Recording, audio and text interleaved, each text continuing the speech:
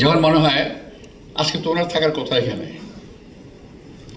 আমাদের নির্বাচনে কিংবা এই ধরনের অনুষ্ঠানগুলোতে দেশনেত্রী বেগম খালেদা জিয়া থাকার কথা আমরা অতীতে দেখেছি, এখন অনুভব করি।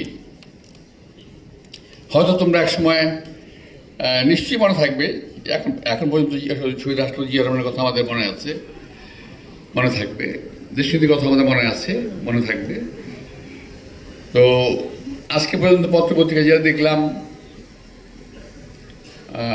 ওনার অবস্থা স্থিতিশীল, অর্থাৎ খারাপ হয় নাই।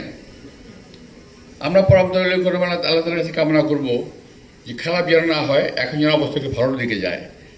ওনাকে আমাদের খুব প্রয়োজন।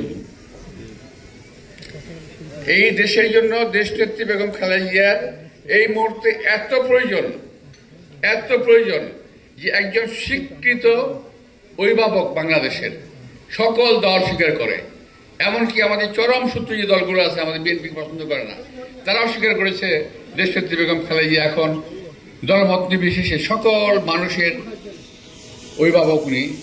আমরা এখন আপনারা দেখেছেন নিশ্চয়ই ইতিমধ্যেই ওনাকে অনেক রকম মর্যাদা দেওয়া হয়েছে সরকারি পর্যায়ে। তো ওগুলো আমি আমার বুঝি না, আমি শুধু বুঝি এটুকুই যে আমার নেত্রী একজন তুলনাহীন একজন নেত্রী হিসেবে নিজেকে প্রমাণ করতে পেরেছেন। আমি গর্বিত, আর আমাদের সকলের গর্ব করা উচিত যে আমরা এমন একজন নেতা এবং নেত্রী,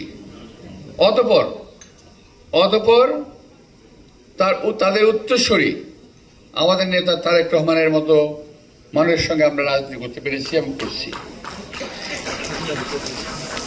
এগিয়ে কামনা করছি।